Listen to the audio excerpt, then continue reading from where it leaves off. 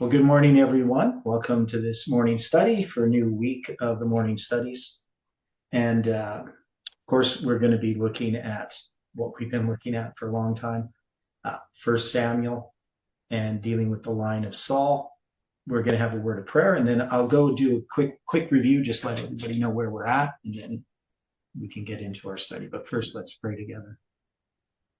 Dear Father in heaven, we are so grateful that you love us and that you have sent your Son to this earth to die for us, and that you can still speak to us through your Spirit, that you can show us your love and your kindness. So we just ask, Lord, that your Spirit can be here as we study together. We ask, Lord, that you can correct us in our understanding and the things that we have failed to comprehend because of our sin and because of our slowness. We ask, Lord, that as we spend time with you each day, that we can comprehend Tucker, these wait. things and that we can reflect your character in all that we do. So be with us now, we pray and ask in Jesus' name. Amen. Okay, so what we've been doing, and just to do a quick review, is we're dealing with a study called the Kingdom of Israel, and so we've been going through First Samuel, and the first part of Samuel deals with Samuel and his call. So he's going to be the last judge of Israel. He's going to be a priest and a prophet. And at a certain point, because of the rebellion of his sons, the people rebel and they ask for a king, and God gives them a king, which is going to be chosen by God, a man named Saul. And Saul starts out good, and we've been trying to draw these things on a line. Now, right now, we've been looking at these different parts of the story of Saul. So the first thing is when we look at Saul chapter 9, this is when Saul is chosen to be king. And in that story, when he's chosen to be king, we're going to have Saul is looking for his father's asses that have been lost. And so we take that as a symbol of Islam. And he's going to, in searching for these asses, he's going to pass through some territory. He's going to pass through Mount Ephraim. He's going to pass through the land of Shalisha. Shalisha just means 1/3. Shalosh means 3, right? So it's based upon that word in Hebrew. And then he's going to pass through the land of Shalom. And Shalom means foxes. And we look at a lot of the different symbols here that occur with these words. For instance, in Shalom, we have all the digits of July 18, 181, it's 818, 8171. So we're looking at things like the Hebrew numbers from Strong's Concordance. They become symbols. Sometimes they become spans of time. And then he's going to come to the land of Zuf. Zuf means the honeycomb. Of course, that symbol there, which we see in Ezekiel, in Revelation. We see it also in the story dealing with Jonathan eating the honey. So we know that that's eating of the little book, the understanding of prophecy. And so we saw that there is these 3 places. And when he gets to the land of Zuf, the land of the honeycomb, he's going to be worried about the fact that, they haven't found the asses, and that maybe Saul's father is going to be worrying about Saul and his servant. And so they decide, because the servant says, well, we're near this place where there is this seer or prophet of God, a man of God, he calls him. And there's a bunch of little details in here, which we've looked at, and we're probably going to look at again. But they have to, in that time, they're going to, it says in 9:9, before time Israel, when a man went to inquire of God, he thus spake, come, let us go to the seer, for he that is now called the prophet and the bee, before time was called a seer. And so you have this word for seer, which is ra'ah, and it's interesting, the Hebrew number 7200, that is a number that's part of the Mayan calendar, for one, that is the center digit of the Mayan calendar. If you represents 360 and it goes up to 20. So when you get to the fourth digit, that's going to be 7,200. But it's also half of 14,400. So I guess it's 1/20th of 144,000. It's an interesting detail. And also, they're going to have a fourth part of the shekel of silver that they're going to give as a gift when they go to the prophet. Now that prophet is going to be Samuel. And when they run into Samuel, Samuel tells him, well, I was told about you and that you would be coming here, and basically tells him that he's going to be the king. So he's going to, in chapter 10, he's going to make him the king. So there's a bunch of stuff in chapter 9, which we have to go over again, but not today. What we've been looking at is when Saul is anointed king, Samuel is going to basically tell him what's going to happen. Dwight, did you get that document ready? I've got a little bit of things ready, yes, but I've also looked at something else entirely.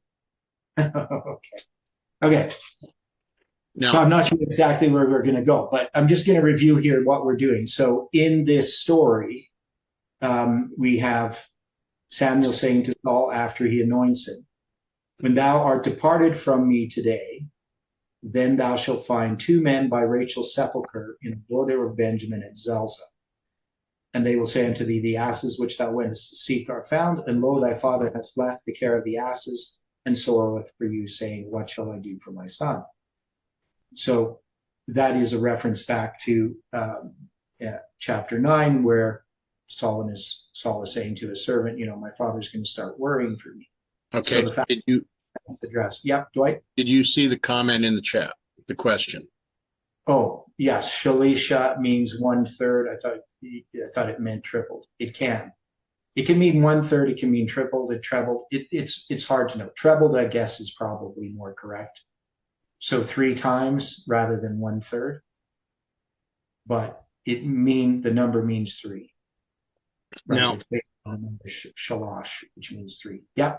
The reason that I interrupted for that, for us to understand as far as the schools of the prophets, and I have some things I'll send up to you here in just a few minutes. At the time of Samuel, there were 2 schools of the prophets. One at Samuel's home of Ramah, and one at Kirjath Jearim, which was to the southwest of Ramah. Okay. Ramah was in Ephraim. Kirjath Jearim, from what I can tell, would have been within that of the tribe of Benjamin. Okay. Now, in the time of Elijah, 2 other schools were established, one at Jericho and one at Bethel. So by that point, the schools of the prophets began with 1 in Ephraim and now had 3 in Benjamin. Later, they had 2 additional schools of the prophets established, and both of those were in the territory of West Manasseh. And those were in Samaria and in Gilgal. So the schools of the prophets from the time that Samuel established these trebled. Okay. Now, the thing about Gilgal, I was looking up Gilgal. There's actually at least 2 places called Gilgal. Right. And maybe so sometimes I'm wondering which Gilgal they're referring to here in these stories.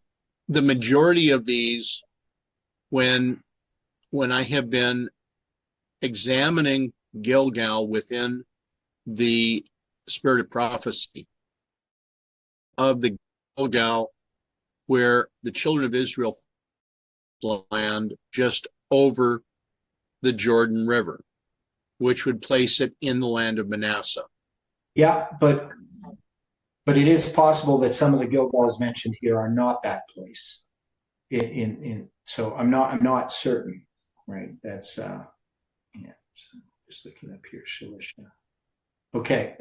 So then what's going to happen anyway? They have this first situation where he goes to Rachel's sepulcher. Then the second thing that's going to happen is he's going to run into three men going up to God to Bethel. One carry 3 kids, another one 3 loaves of bread, and another a bottle of wine.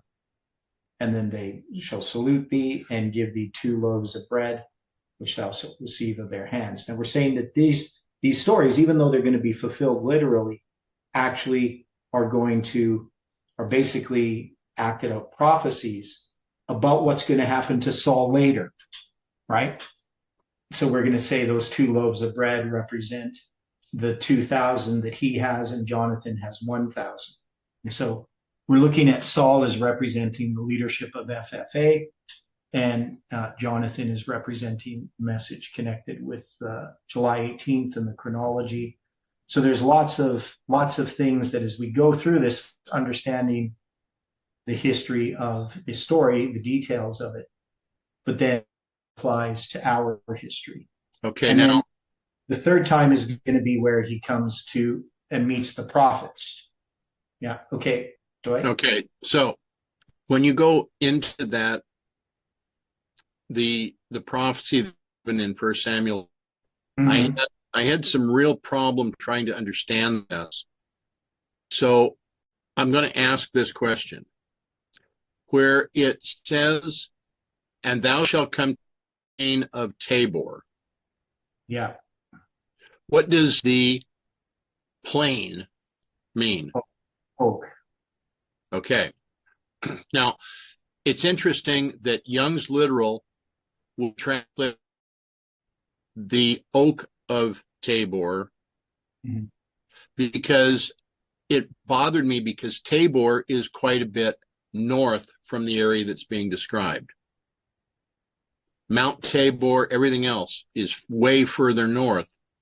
And I was having problems seeing Saul going south toward Benjamin and then going way north toward Mount Tabor or the plain. Especially since it's in the same day. Correct. Exactly. Now, again, reading Spirit of Prophecy, I found it interesting that Mrs. White would choose to use plain of Tabor rather than oak of Tabor. So I'm wondering, is there a plain of Tabor that at some point was within the area of Benjamin? Yeah, I mean, I don't find it that odd that Ellen White just uses the King James, what it says.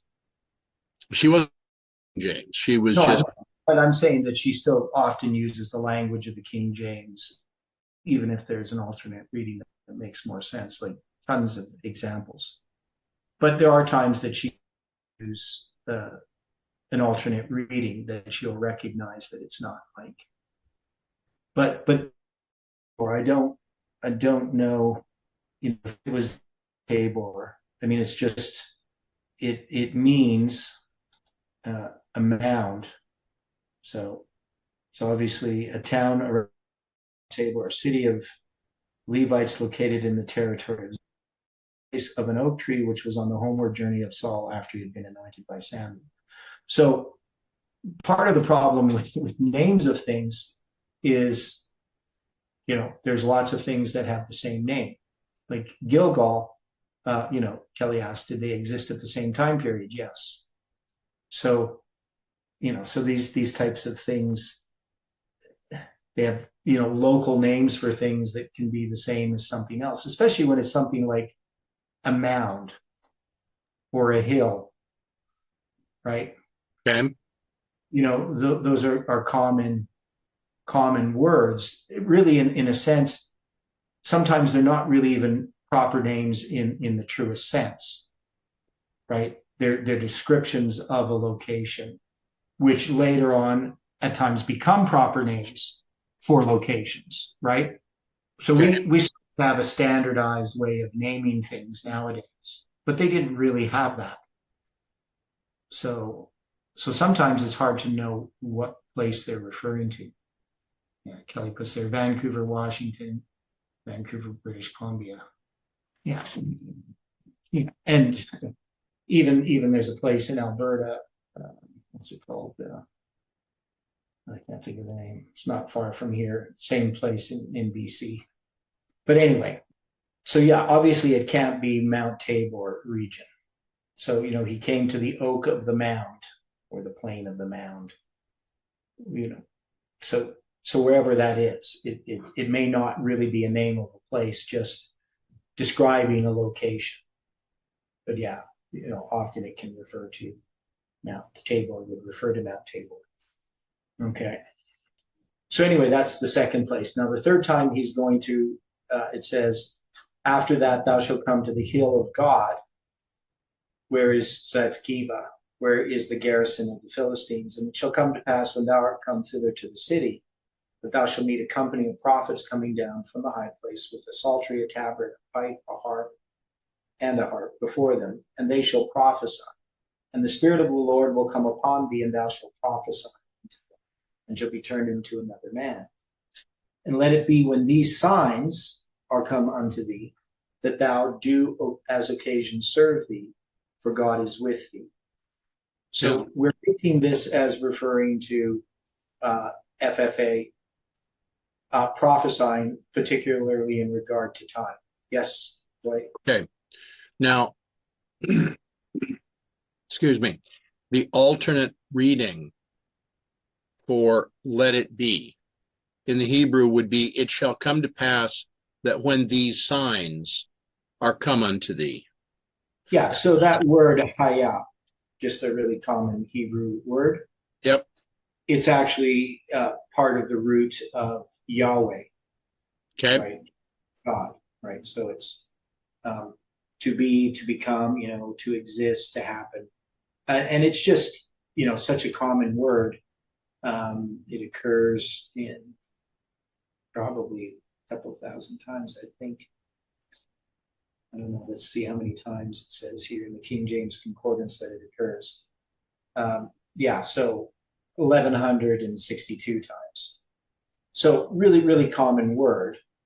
Now, when they're saying it is let it be, part of it is you have to figure out what sort of tense it's in. Well, obviously in Hebrew, there isn't really tenses in the strictest sense. There's just complete and incomplete tense.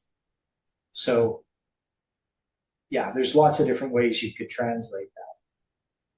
But you could say it will be, or these signs will happen. It'll happen when these signs are come unto thee. So they have to make it make sense in English.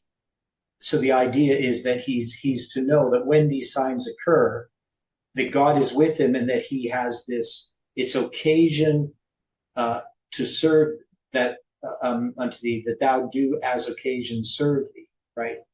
So he now has this opportunity to act as king because God is with him, right? So he's now a king. So you can make an occasion serve Asher, that's with matzah, to come forth. So basically you're allowed to be the king, is that these signs are showing that God is with you and you can be king. And thou shalt go down before me to Gilgal, and behold, I will come unto thee and offer burnt offerings, to sacrifice sacrifices of peace offerings. 7 days shalt thou tarry till I come to thee and show thee what thou shalt do. Now, this verse was really important because some commentators say, well, that's just what happens in the next chapter. But we don't actually see it happening in the next chapter where he's going to wait 7 days. That's not going to be till chapter 13. And that's where Saul is going to do the unlawful sacrifice, right? Now, I think there's a misreading by a lot of the commentators. Mm-hmm. Yeah. This is one of the reasons why this had troubled me so much over the weekend. Okay. So here we are, 1 Samuel 10:8. Yeah. If one word had been in this, I think it would have clarified some things, but it isn't. Because if it said, and when thou shalt go down before me, but when is not there. The point is, in the next chapter, it is Samuel calling the people to Gilgal, correct? Yeah, so in chapter 11, yes, it's going to be at the end there. And verse 4, then Samuel said to the people, come and let us go to Gilgal and renew the kingdom there. Correct. Right? To Gilgal. Yeah. So yeah. Samuel calls the people to Gilgal. Yeah. Here in chapter 10, Samuel is saying to Saul, and thou shalt go down before me to Gilgal. Mm-hmm. So when Saul calls the people to Gilgal, is occurring after Saul has been acclaimed as king. Yeah. After his defeat of Nahash the Ammonite. Yeah. So in going through this, I think the operative action that we need to observe is when Saul makes the decision to call the people together. And how does he do this? He calls the people together by blowing the trumpet.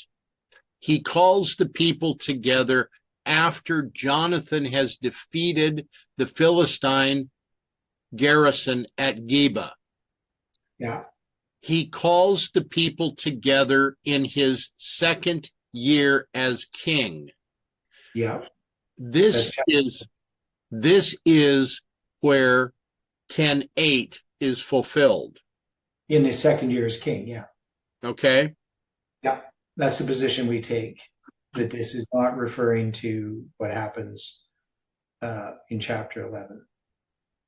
Now, my question then is the blowing of the trumpet that's being prophesied here with Saul calling the people to Gilgal, is that the equivalent for our time as July 18th? Well, yeah, we already had the trumpet connected to July 18th when we went through the book of Judges, right? But have we connected it in that way here? Well, yeah, we're taking that this is a parallel history to July 18th. Do others agree with what we're saying right now? Yeah, because what we have is it follows a good line of logic. Okay. So what ends up happening in chapter 13 is, in his second year of his reign, we're going to get, Saul is going to be given there's 3,000 men of Israel that Saul has chosen. 2,000 are going to go to Saul and 1,000 to Jonathan, right? And we're saying that that's represented by those 3 loaves of bread. And then Jonathan's going to smite the garrison of the Philistines that's in Geba. Right. Now, this is going to initiate a conflict with the Philistines, correct? Correct. Yeah. So then Saul's going to blow the trumpet and call everybody, to this battle. Now, Saul is going to basically, obviously, Jonathan did this as far as it's under Saul's direction, but Saul is not. He's taking sort of credit for what's happening, and so these people are going to be called together after Saul to Gilgal, right? This is not Samuel calling people to Gilgal, as you know, right? Agreed. Yeah. Okay. And then. So when they see the number of the Philistines, most of the people hide or flee. So then Saul is going to do this unlawful sacrifice. So this unlawful sacrifice, we're saying, has to do with time setting in connection with July 18th. So that's what we decided. Now there's this tarrying. He's going to tarry 7 days according to the set time that Samuel had appointed, or the set time of Samuel. But Samuel came not to Gilgal, and the people were scattered from him. So we're saying that what had been happening in connection with FFA. So we're going to have this, we're saying that the Philistines represent Parminder's and Tess's movement as far as a methodology. The Philistines are representing a false methodology. And there's going to be, in response to that, FFA is going to be fighting against Parminder's group. But in doing that, they do something that they're not supposed to do, and that's to set time. So we can see the main thing that we're trying to sort out right now, so is we have these events in chapter 9 and 10 that are actually prefiguring what's going to happen later. So in Saul's rise, which is he's led by God, right? But he's going to make mistakes, right? And this is how we look at this movement. It's raised up by God, but the leadership of the movement is going to make some mistakes. Now, it's all in God's providence, right? But still, those mistakes were made. And so the things that happen in the beginning are prefiguring what's going to happen later with Saul's fall from grace, right? And so what we're struggling with is, how do we first interpret these symbols? Saul being told that he's going to prophesy. He's going to run in with these prophets from one of the school of the prophets. And they're going to be going up to Bethel, and he's going to be with them, and he's going to prophesy. And this is something that's unexpected. So it even creates a Proverbs, is Saul also among the prophets? Which is sort of a saying that you would have is something is just so totally unexpected. Now there's going to be the warning in chapter 12. So in chapter 11, he's going to defeat the Ammonites, and that's where he's really established as king. At chapter 12, then Samuel gives a warning, which is obviously not really heeded once we get to the second year of Saul. So the thing that we see with Saul, he turns out bad, right? He fails in fulfilling the mission that he was given. We're going to see that they have this situation of this unlawful sacrifice. And then later we're going to have the situation dealing with the Ammonites, or not the Amalekites, right? Where he is then, and we have to figure out how that fits into the story as well. So the thing that we've been having problems with, and there's so much detail in these stories. So initially we just wanted to draw out the line of Saul, right? So we had started drawing out this line, and we didn't get very far because we started saying, oh well, Saul being anointed, the darkness was his son's situation with Beersheba and the 25:20. So this is this darkness, and then we were going to line that up at the bottom with our history. And then we actually had drawn out this where we put the chapters. Chapter 9 was Saul was chosen. Chapter 10, Saul anointed. Chapter 11, Saul takes up his role as king. Then we have chapter 12, Samuel's warning. Chapter 13 is Jonathan against the Philistine garrison. And then we line these up with waymarks in the line of FFA. So we said, well, the first ones are dealing with the rise of FFA, and then basically the fall of FFA. But, as we started looking at the chapters, especially like chapter 13, there was so much symbolism in it. And that we realized that each of these chapters can be represented as a line themselves, right? So we're still not really sure how we're going to do this. We see so many symbols, so many things that we can connect with FFA. The one thing that we are certain is that Saul represents this movement, the leadership of the movement in particular. And we've examined the role of the leadership, its purpose in God choosing, Jeff in the first place, and how that ended up being a stumbling block in some ways for people, because people wanted to follow Jeff, but people didn't want to study things for themselves. They just wanted somebody to tell them what to believe or what to think. Now, we also had the mistake that Saul made as far as supporting Parminder, and that's where we're not really quite sure how do we take that in that.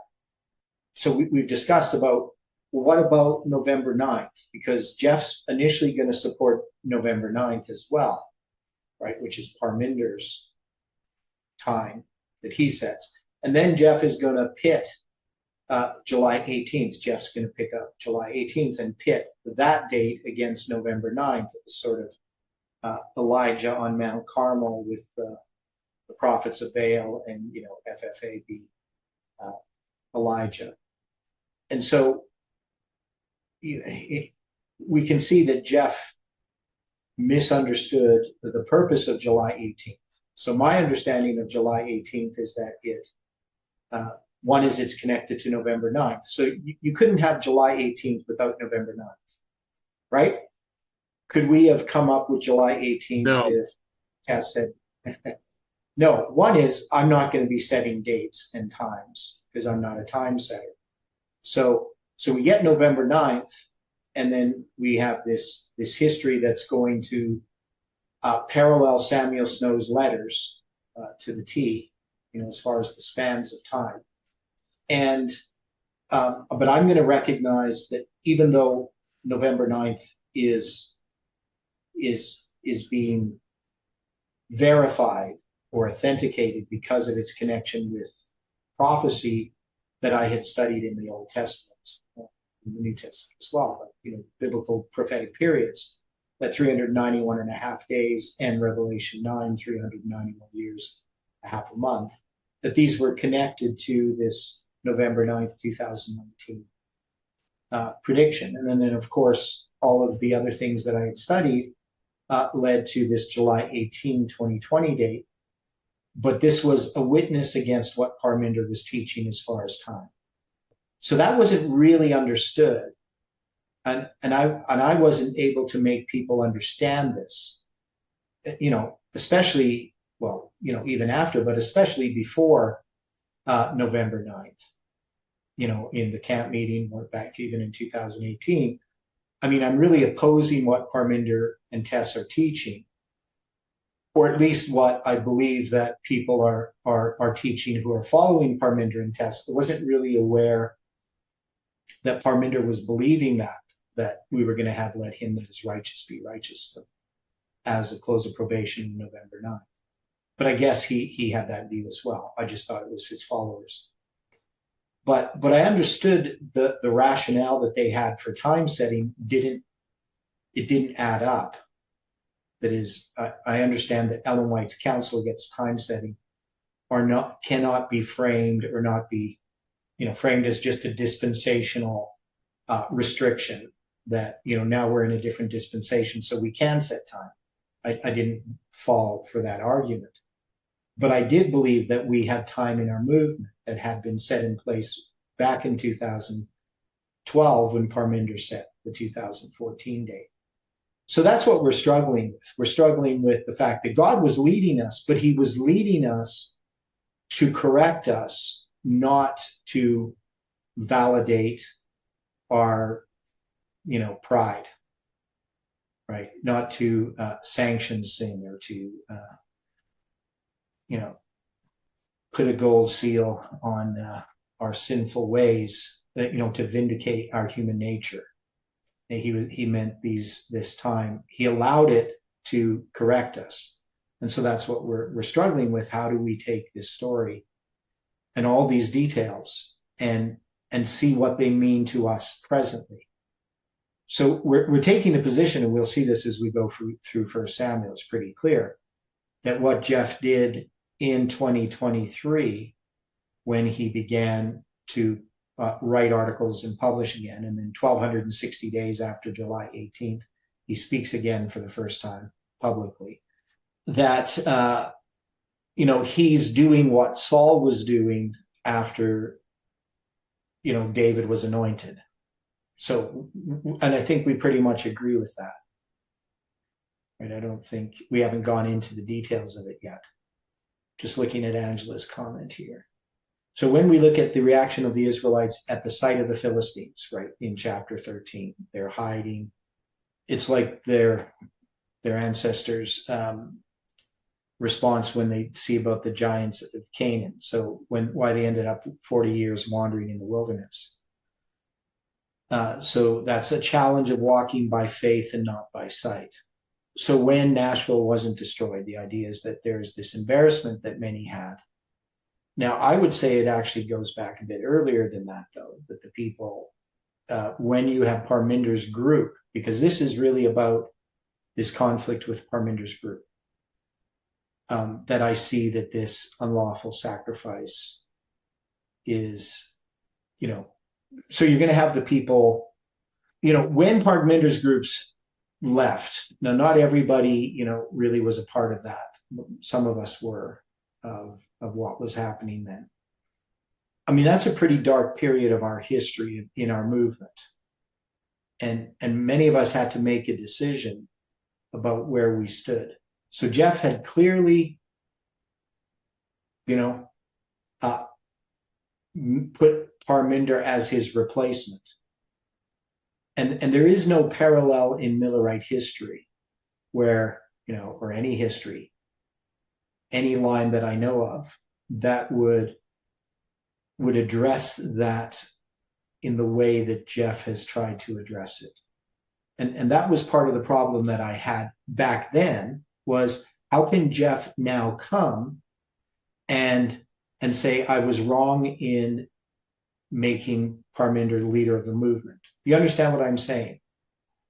Like, do we have any example of that? I think that was the strongest argument for people to say, well, Parminder, is our leader because Jeff passed the cloak over to Parminder, right? Yeah, he was trying to draw the example from Elijah giving the cloak to Elisha. Yeah. But on a line, it doesn't work that way. I imagine what it would have been like on October 23rd for many of the Adventists at the time. And it's similar to July 18, people didn't know what to do. And many things came out of July 19th. Yeah. Well, the thing is, I still think we'd have to move it even earlier, right? That is, the first thing is we have November 9th. That structure is going to line up with Samuel Snow's letters, right? Now, July 18th is part of that structure. So we're going to have this, that is, if you go from that structure of Samuel Snow's letters, let me see here, I'll just show you what I mean. It's easier. I was reading Jeff this morning in Judges, where he made that unlawful sacrifice. Would that be the same as what you're talking about? Okay, I would have to go back to that story and look at it again. It just occurred to me when you said unlawful. He made that unlawful sacrifice about his daughter when she, I don't know if it was unlawful or not, but. Well, that was the rash vow. Yeah, so there is a parallel with the rash vow. Okay, no, I couldn't search for that. Snow's letters didn't show me that. Oh, probably because I don't know why. It's right there. Anyway, so one of the things we saw, if we look at this template, so we're going to know that, is that the one I want? It's this one up here. So you're going to see Snow's letters. You got this February 16th.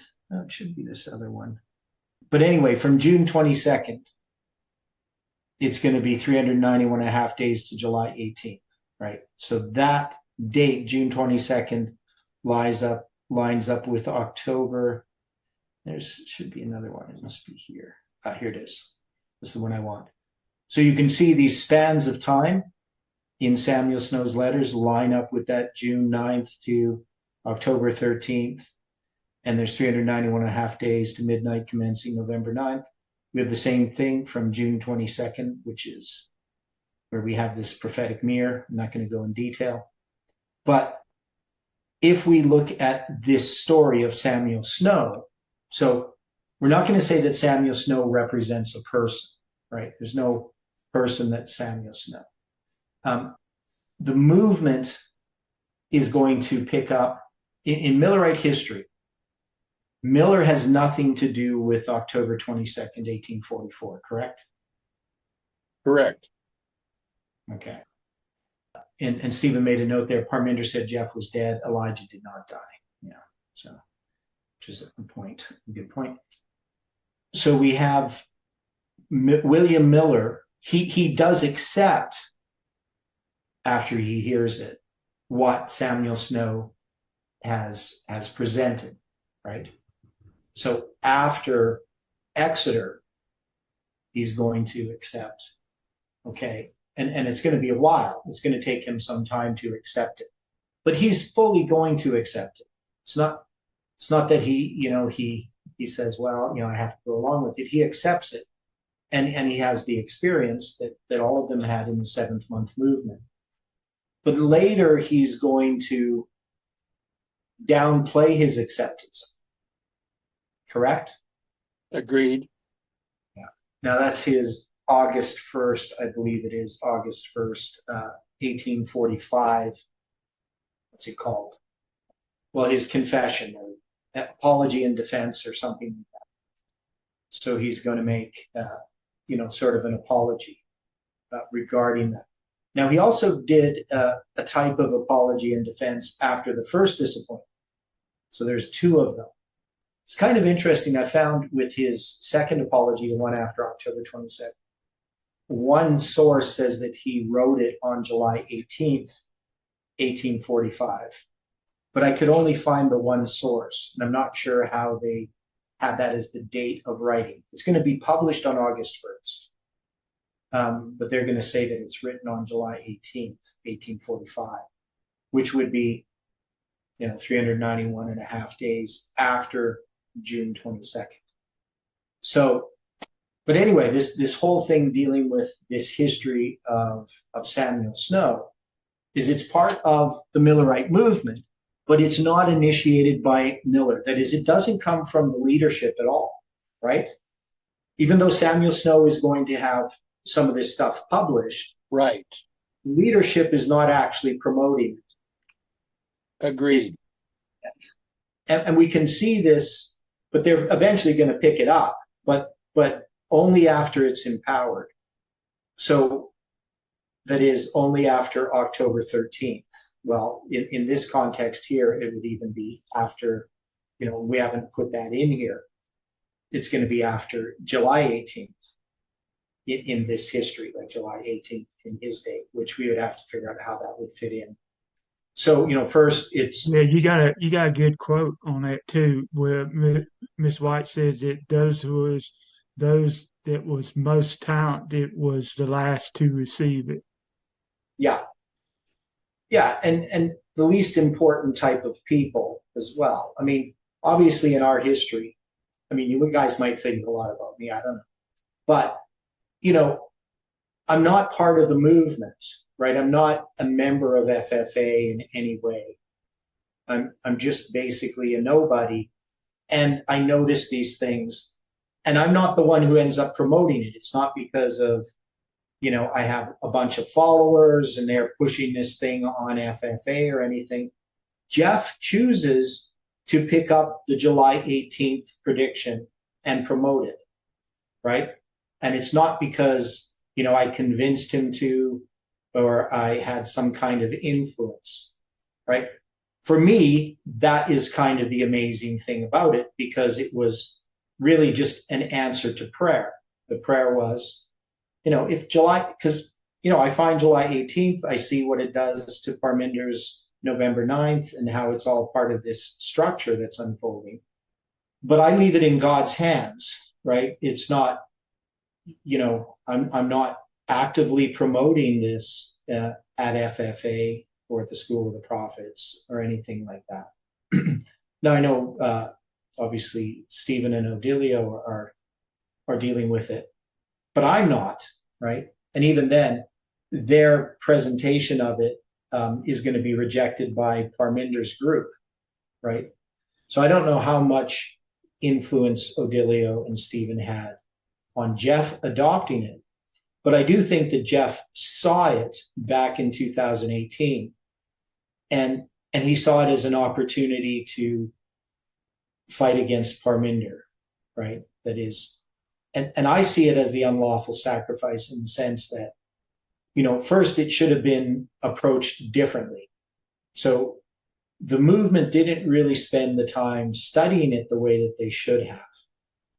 I think of it as kind of rash, actually, what Jeff did in just picking up July 18th in the way that he did. Now, as we continue to study it, I see that July 18th is on a line of failed predictions. And Jeff is going to ignore that. Now, how much he understood of it, he said he was going to read, what I wrote, and he was going to watch the video presentation, but he never did get back to me. Right. So Jeff appears to have, at that point, have ignored. And I just thought, well, he's going to bide his time studying a bit more, and at some point he's going to present it. And it seemed like he was doing that. He was presenting things like July 18th parallels Abraham offering up Isaac and Jonah's preaching to Nineveh. And you would think in both of those cases that would then be setting up July 18th for a failed prediction, right? Wouldn't, but he was focusing upon, I guess, with the offering of Abraham, offering up Isaac. I mean, that was God asking us to do something that went against, a direct commandment of God. And yet, does he offer up Isaac? His hand is restrained, so that we should have seen that, God is asking us to do something, but at the end, it's not going to happen. And then why was he presenting the story of Jonah regarding the destruction of Nineveh? Does anybody know what his reasoning would be behind that? Doesn't that justify the prediction about Nashville, or the presentation regarding Nashville?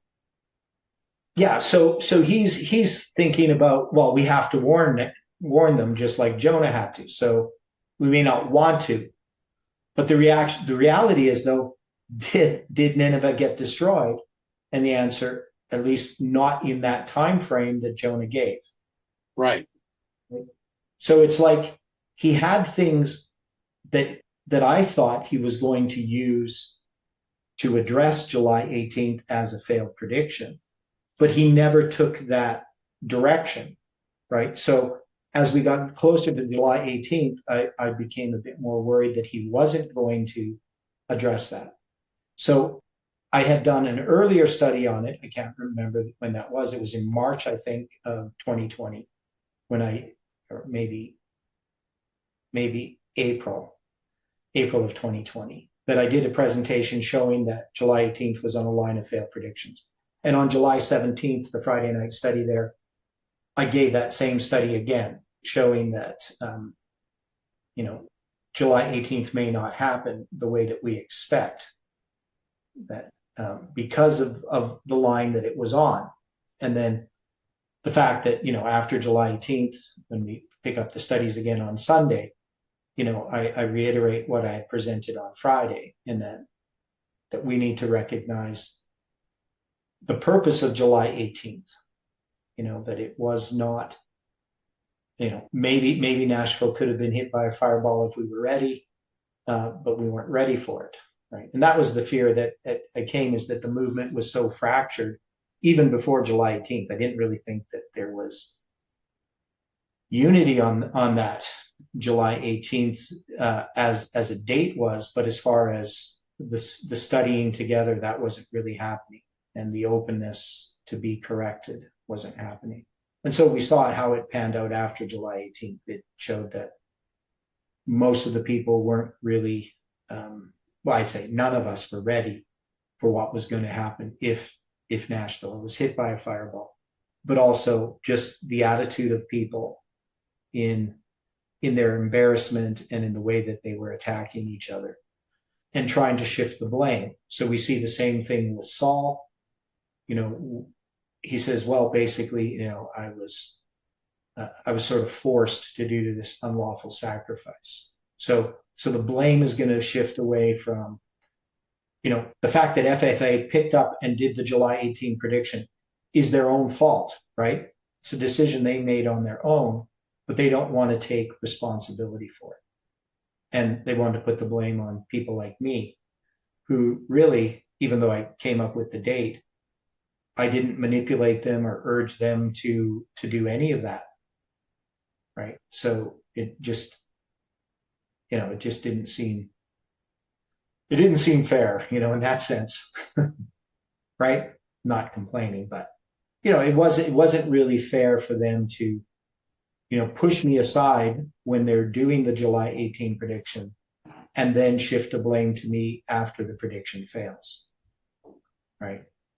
And if I had been involved in the study, it definitely would have been more nuanced as far as what we're predicting and the possibility of its failure. It would have been part of it. So anyway, that's what we've been doing, trying to go through this. Now, to get back to... just wanted to say that no matter what anyone tried to do, July 18 took on... What? I can't hear you. Kelly, you're muted. So I'm not sure what's happening there. My signal froze up. I don't know if you heard what I said. No, I did not. Just that July 18th took on a life of its own. It was out of our hands, sort of thing. Like, nobody promoted it to go around the world. Yeah, definitely God's providence in what happened with July 18th. Yeah. And that's the thing for me personally, just to see what happened with something that I had studied. One is there was a huge burden of responsibility on my shoulders. If Nashville was hit by a fireball, wouldn't be too happy about it. But also I didn't want to make a false prediction. I didn't want to mislead people. And so that's why I spent so much time studying and trying to understand, what was the significance of July 18th, especially if it didn't occur. So I definitely did not have this sort of typical attitude that people often have who make false predictions, where they're seeking attention and, they want some kind of personal vindication type of thing, right? Like my attitude is quite different than, what I commonly see in people who are time setting, because I'm not really a time setter and definitely not interested in having a following. So the idea here then that FFA had is they were picking this up for the wrong reasons. So you could see what happened after all of these people left the movement, that Jeff picked up July 18th as a way to sort of rally the troops, so to speak. So that idea of the trumpet sounding, right? So we have here in chapter 13, right? So Jonathan smote the garrison of the Philistines that was in Geba. So I would say that refers to what happened as far as first establishing a basis for November 9th, 2019, that really undid any necessity of Tess's of arriving at that date. That's how she arrived at that date was wrong, right? You couldn't have arrived at that date the way that Tess did.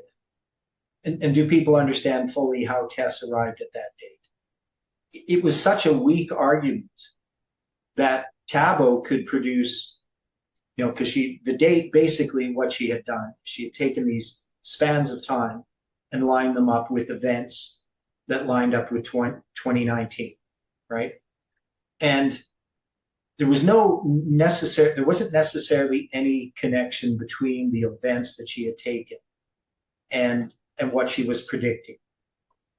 There was some dates that were connected with November 9th, not all of the dates, but some of them, or symbols like July 27th, which was the 11th day of the 9th month on the French Republican calendar. So that's the July 27th. What do they call that day? It's the Thermidor thing, the 9th of Thermidor, right? So the 9th day of the 11th month, or the 11th, the 9th day of the 11th month. So what was that event on the 9th of Thermidor? People remember? Was it the Reign of Terror? Yeah. Yeah, I think it's the Reign of Terror. Let me see. Yeah, July 27, 1790, when Maximilien Robespierre and other radical revolutionaries were overthrown at the French National Convention. This event marked the end of the Reign of Terror and the beginning of the Thermidorian reaction. Okay, so we had dates like that, and we had, of course, the Night of Broken Glass. There were some other dates were loosely connected, such as when Lenin was declared dictator or something like that. Some connection with that. But anyway, the way that she presented on October 3rd, 2018, I was not convinced. That is, I didn't think that was how we were going to arrive at a date.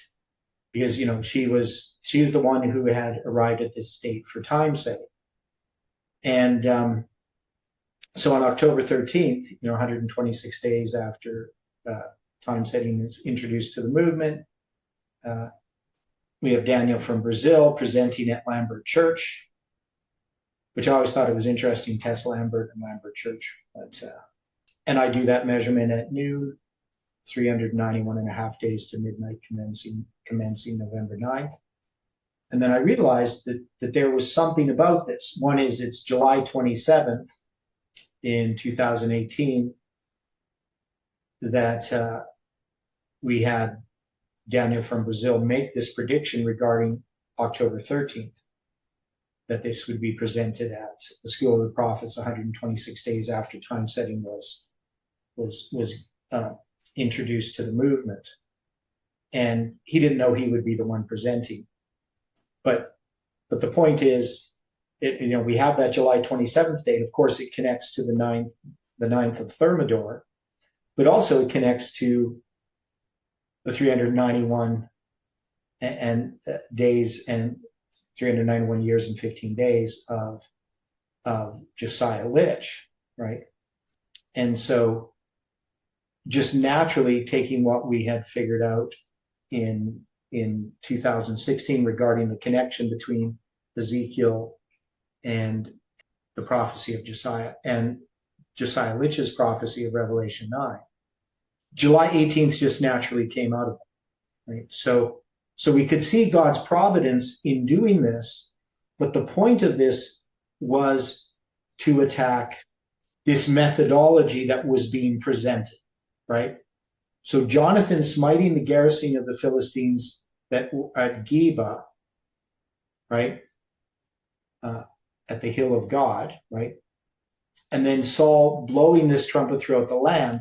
This would be Jeff's response to what, to me, the whole response was wrong. Like, even when it came to November 9th, it took time for Jeff to say, well, November 9th isn't going to be what Parminder expects. That was good. But it took a while for Jeff to even get to that point. Actually, it wasn't until after Parminder's group rebels that Jeff is then going to even question November 9th, right? And I thought it should have been questioned right from the beginning. Now, Jeff's main concern on October 3rd wasn't actually the November 9th prediction. So at the School of the Prophets, Tess is going to do these two presentations. But it's a Wednesday, and we have prayer meeting Wednesday night. And when everybody went to the school there for the prayer meeting, Parminder and Jeff are in the classroom with the door shut, talking. Of course, we can see them through the window.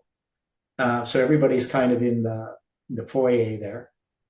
And then finally somebody decides to go in because it's getting, time for the prayer meeting.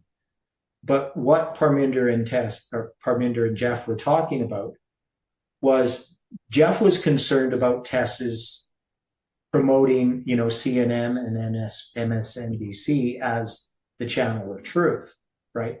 And they just recently found out that her presentations were being put on YouTube. They weren't supposed to be.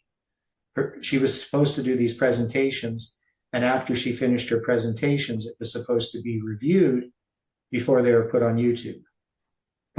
And everyone knew that. That is, it was clearly communicated. So they were put on YouTube against the direct command, we'll say, a direction of Jeff. So do you think that was an accident that people put up Tess's presentations? Or was there a rebellion happening within FFA that Jeff was unaware of? And the one who had control of that was Brian. Yeah, definitely not an accident. Yeah. Now, it was good that it happened, in the long run, but that wasn't what was supposed to happen. And I know Bronwood had control because I did some presentations that she did not put up until after I talked to her. And so she's the one who had the control whether anything was put up or not. So anyway, when we're looking at what ends up happening here, so he's going to call everyone together. So that's going to be July 18th. Now, then we have to say, well, or is that July 18th? We have to decide. But then the Philistines are going to gather themselves together to fight with Israel, right? And we would have to understand what all of this hiding is, this hiding and fleeing. Where is that happening? What would that represent in our movement? Well, we can say that pretty much did the majority of people who were in the movement who hadn't followed Parminder, were they supportive of July 18th? And we'd have to say no. So here, first, he's going to call the people together. There's going to be this. So we have to decide exactly what that is, whether that's July 18th or is that connected with him accepting November 9th or time setting or something. But we're going to have this battle with the Philistines, so with Parminder's movement. Now, I know that many people were focused upon, especially after August 29th, they wanted Jeff to abandon time setting altogether, right? So Jeff was constantly, people who had been following Jeff for years, who had been unhappy with Parminder in the first place, and especially with time setting, when time setting was introduced by Parminder, and that Jeff was accepting it. These people are going to urge Jeff to abandon any kind of time set. So they didn't want him adopting July 18th. So we're going to have to look at this a bit more regarding the people hiding themselves. And, Angela put in there, one of the reasons Tess focused so much on November 9th is because it was her birthday. Actually, it would have been because she was born in 1990. So would have been her 29th birthday. Yeah, and then Jeff was like, well, see, one of the evidences that Tess represented Samuel Snow was because her birthday was on November 9th, which I thought was a pretty weak argument because she knew that was her birthday. She intentionally, you could say she just intentionally chose a date that was her birthday. But anyway, so these are the problems that we're trying to sort out. Now, we want to go back to chapter 10 and try to understand this situation with Saul. I guess it's right here. I'm looking at the right spot. Yeah, so when he the Spirit of God comes upon him. I mean, this is a prophecy of some sort, right? I mean, that is, Samuel is predicting what's going to happen. But what does this represent? This idea that Saul also is Saul also among the prophets. So the other ones, it's not going to explain when they're fulfilled. It's just going to say this is going to happen. And it says they happened, right? It says, and it was so when he turned his back to go from Samuel, God gave him another heart. And all those signs came to pass that day. And when they came thither to the hill, so the hill there is Geba, right? So he's saying that so when you come to the hill of God, so that's Gibeah, right?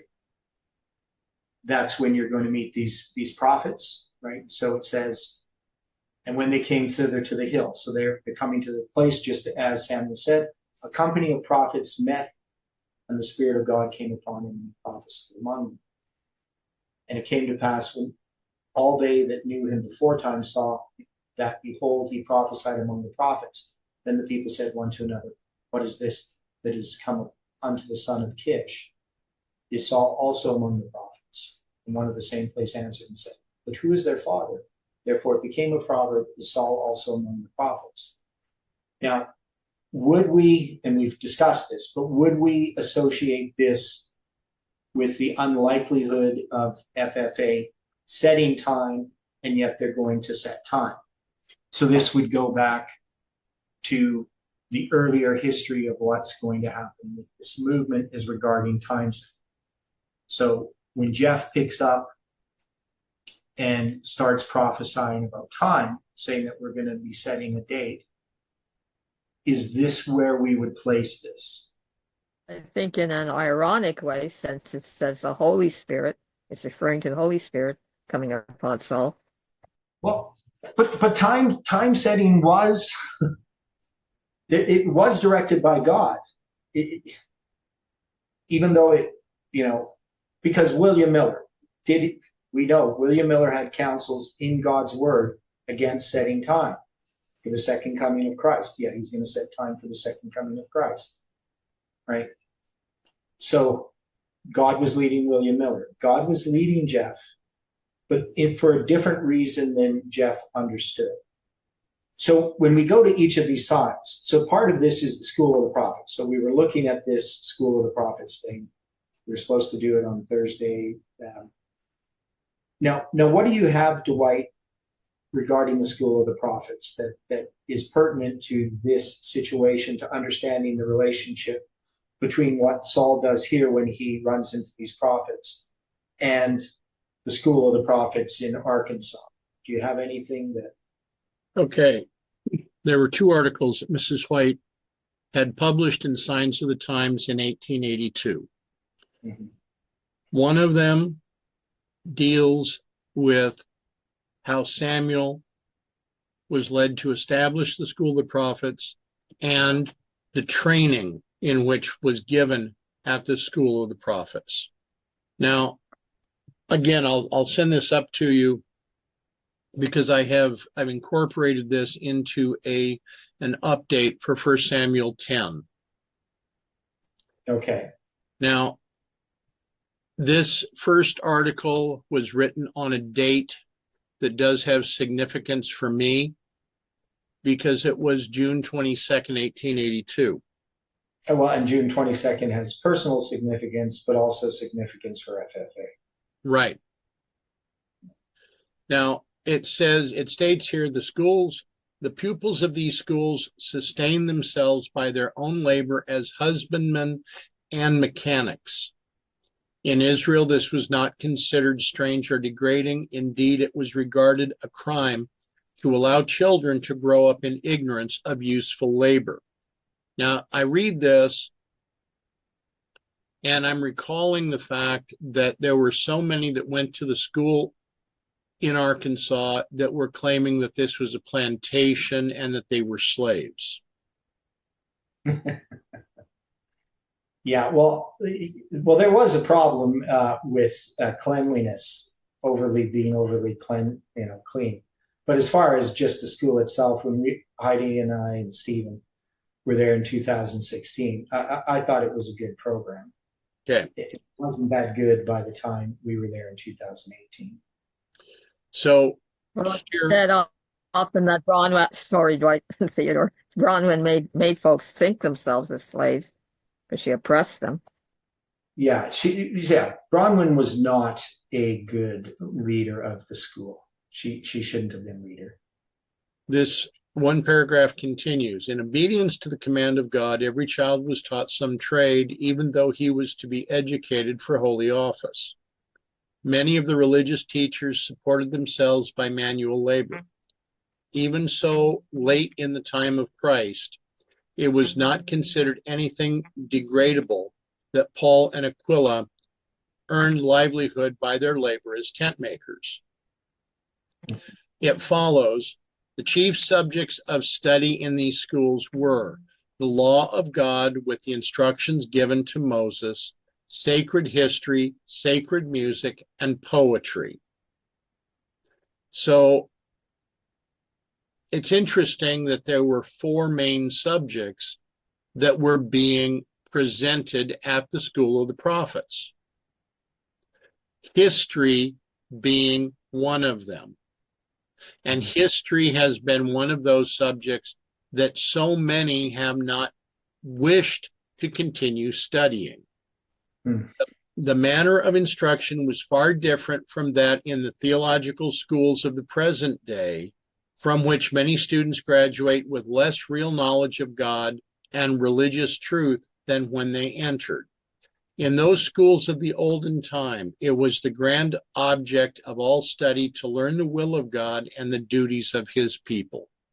So there's quite a bit here.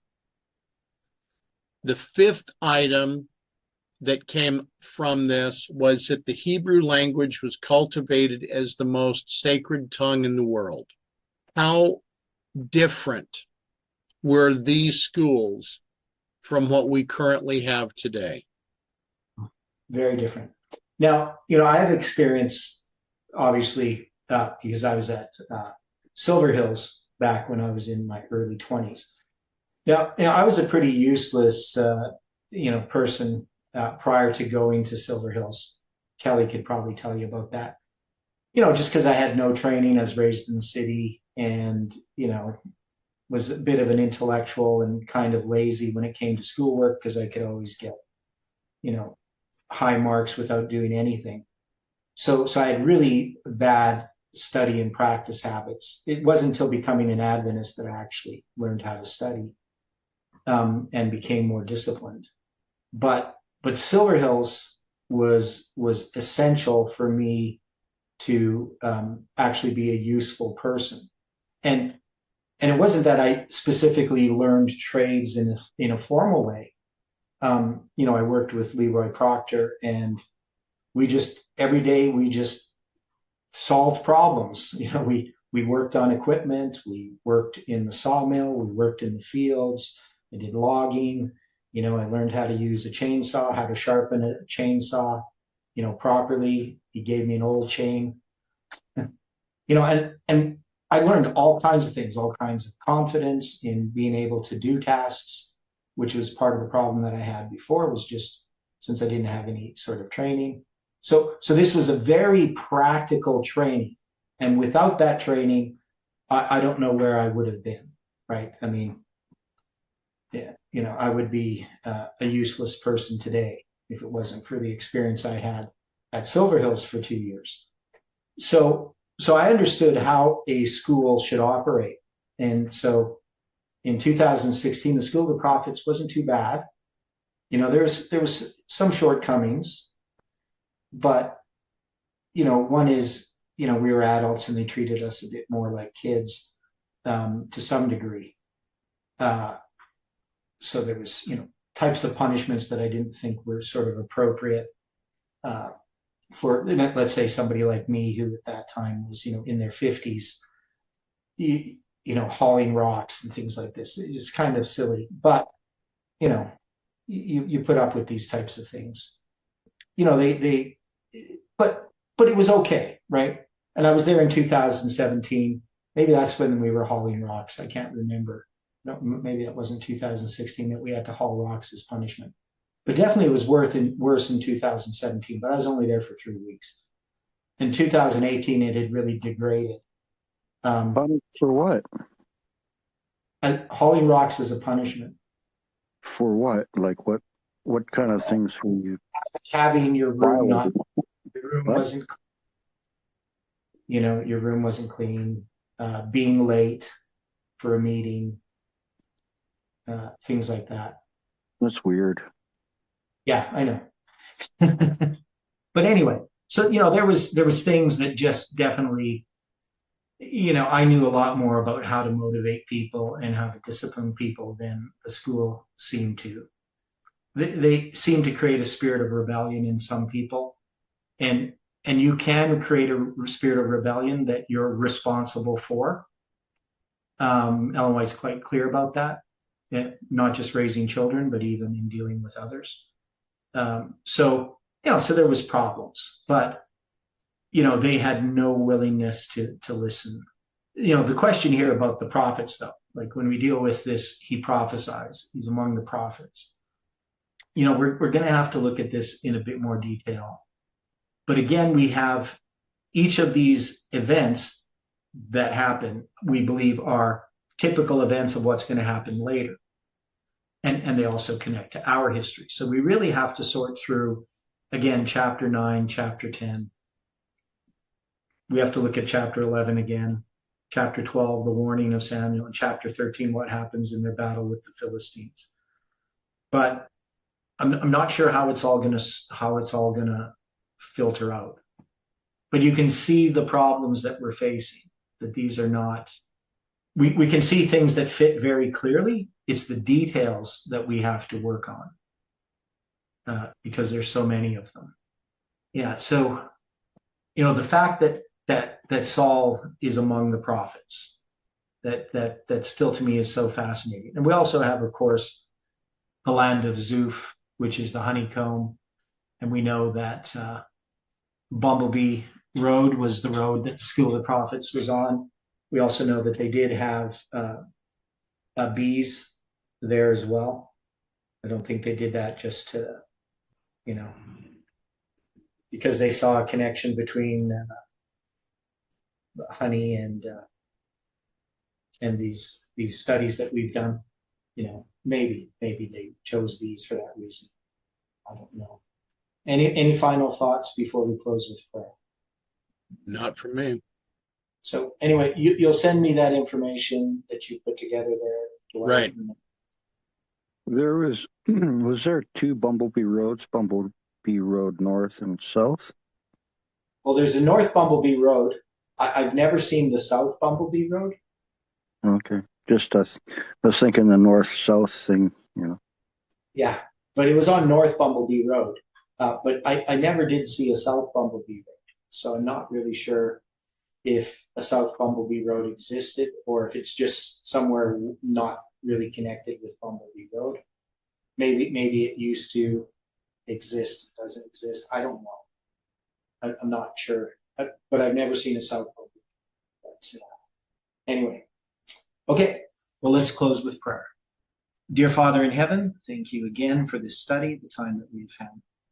And we know, Lord, that there's many things we have to sort out. And we just ask that your Holy Spirit can continue to work and speak to us in our daily studies that we do on our own, and that you can bring us back together tomorrow to study these things. Be with each person. May you watch over and bless them. In Jesus' name we pray. Amen.